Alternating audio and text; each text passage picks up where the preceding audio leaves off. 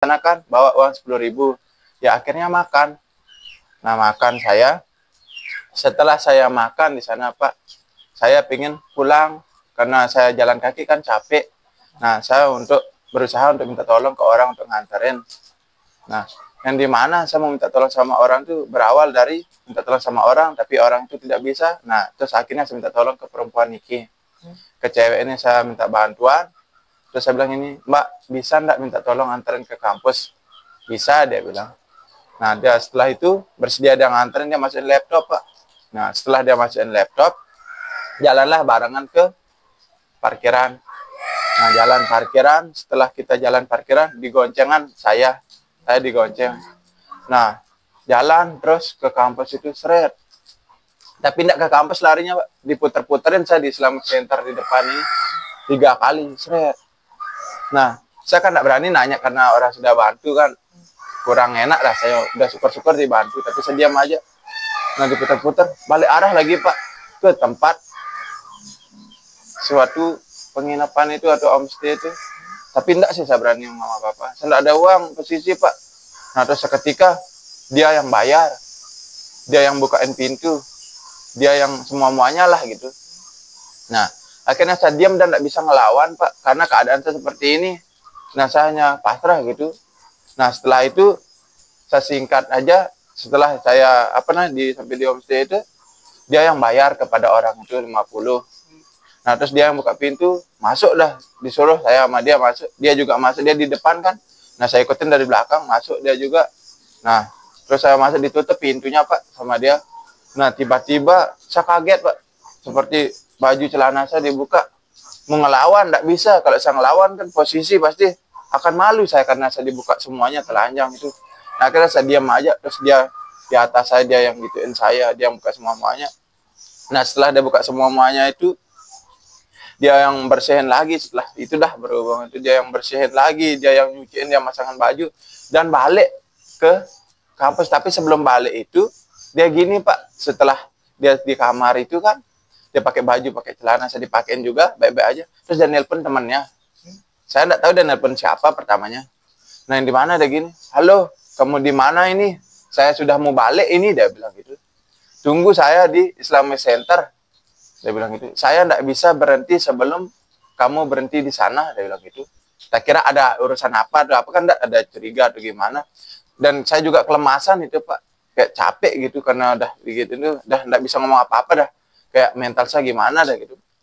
Nah, balik dah langsung. Seret. Nah, tetapi lagi balik itu ke tempat hal yang sama, Islamic Center itu diputar-putar lagi saya. Selama 3 kali, terus dia bilang ini, HP-nya kan di helmnya itu ditaruh. Kamu di mana ini? Saya sudah di Islamic Center. Saya tidak bisa berhenti sebelum kamu berhenti duluan, dia bilang gitu. Nah, akhirnya dia muter-muter lagi kan. Nah, muter-muter dia, nah, sekitaran 3 kalian. Nah, setelah dia muter-muter, nah, pas yang kedua kalinya, yang keempat limanya tuh, disuruh berhenti kamu duluan baru saya bisa berhenti. Nah, akhirnya dia jawab udah berhenti. Nah, ketemulah sama 2 cowok. Nah, yang 2 cowok ini udah berhenti, saya enggak kenal.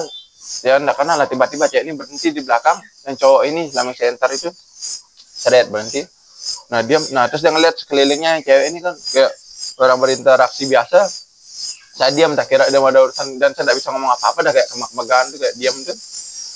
Nah, singkatnya seketika tiba-tiba Pak, seret, meluk si cowok itu.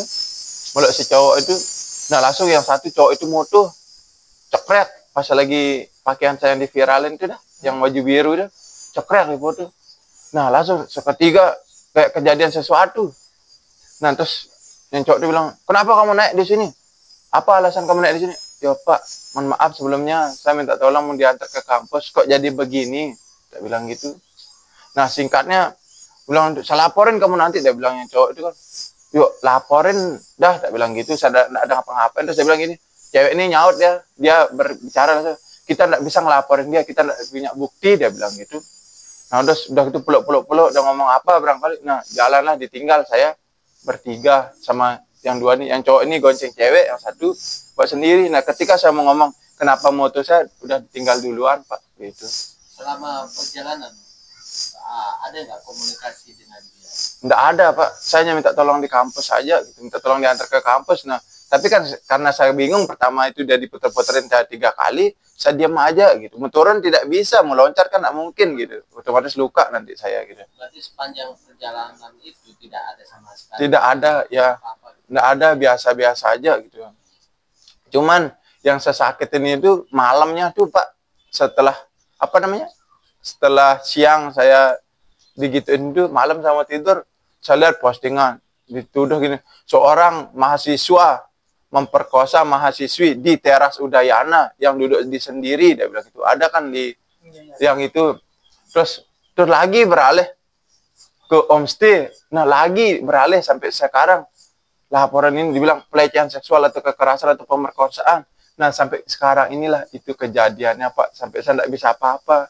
Nah, jadi Niki saya ingin berbicara, memohon kepada semua atau seluruh Indonesia atau yang terhormat Bapak Presiden Prabowo dan para menteri-menteri, saya mohon agar dibantu.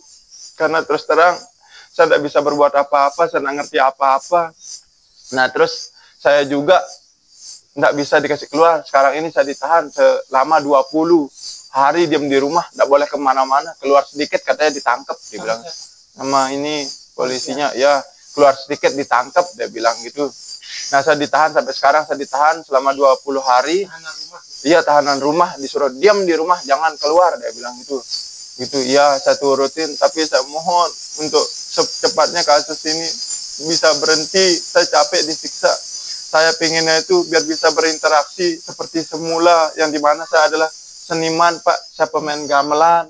Nah, saya juga ingin mudah-mudahan setelah selesai kasus ini saya bisa memotivasi orang-orang di luar sana untuk semangat, dan mungkin kalau bisa saya pingin sangat bertemu sama yang terhormat Bapak Presiden Prabowo, yang dimana agar saya pingin banggakan bahwa Indonesia punya kesenian yang bagus, dan melainkan bukan karena siapa yang memainkan, tapi karena orang berjuang. Indonesia itu berjuang gitu, yang dimana saya pingin ngeliatin ke Pak Presiden Prabowo saya bisa main gamelan dan ingin mengisi acara di acaranya Pak Presiden itu. Saya pingin ketemu, yang dimana saya pingin kasus ini selesai biar bisa saya kuliah lagi, biar bisa saya berinteraksi, biar bisa saya kesana kemari gitu.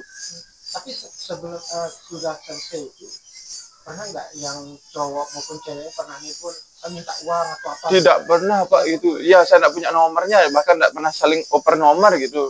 Tahu nama si cewek? Tidak tahu, Pak, gitu. Pas itu tuh, terus lagi kagetnya saya di berita-berita tuh dibilang polisi 2 saya perkosa cewek. Itu yang dulu-dulu pacar-pacar saya itu dari mana dia dapat gitu, pacar-pacar saya tuh disebut-sebut gitu.